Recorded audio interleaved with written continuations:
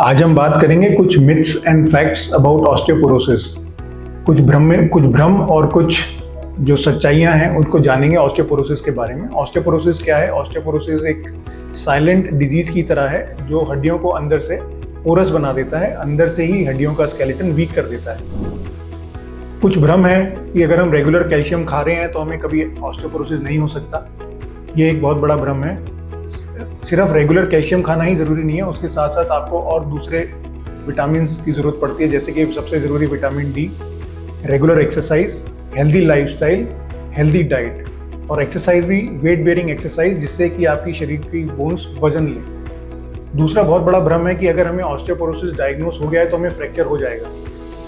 ये भी एक भ्रम है, जबकि फैक्ट ये है कि अगर आपको ऑस्टियोपोरोसिस का डायग्नोसिस मिला है तो आपका फ्रैक्चर का रिस्क बढ़ जाता है। पर ऑस्टियोपोरोसिस एक पूर्णतया क्यूरेबल प्रॉब्लम है।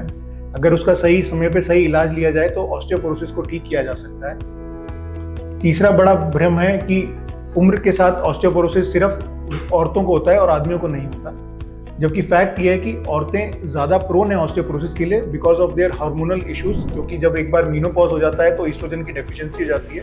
पर ऐसा नहीं है कि ये आदमियों को ग्रसित नहीं करता। आप ये जानकर हैरान होंगे कि 1 in 5 men also suffer from osteoporotic fractures in their lifetime, those people who are more than 50 years of age।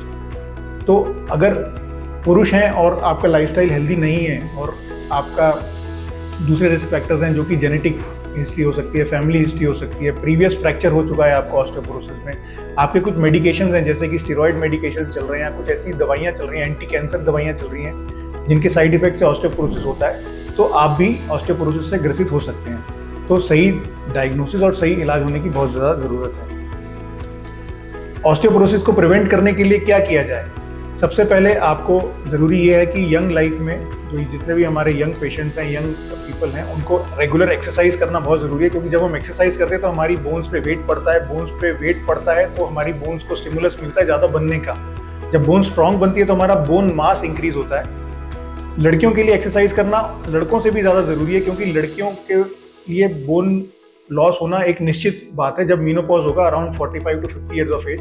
तो जितना बोन मास आपने अचीव किया है during your exercise and during your active years, उसी पीक बोन मास में आपका reduction होना शुरू हो जाएगा।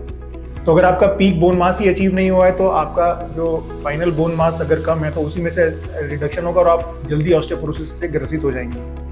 फीमेल्स के लिए ये भी ज़्यादा ज़रूरी है कि all the females who are more than 50 years of age, और जो पुरुष लोग हैं जो 65 से ऊपर हैं, उनको एक स्क्रीनिंग टेस्ट कराना चाहिए जिसको हम डेक्सा स्कैन बोलते हैं, जो कि एकदम स्पेसिफिक वैल्यू में ऑस्टियोपोरोसिस को डायग्नोज करता है, जिसका क्रिटिकल लिमिट आता है 2.5 -2.5। अगर आपकी बोन्स -2.5 या उससे वर्स है तो आप ऑस्टियोपोरोसिस से ऑलरेडी ग्रसित हो चुके हैं और इसको ट्रीट करने की ज़रूरत है।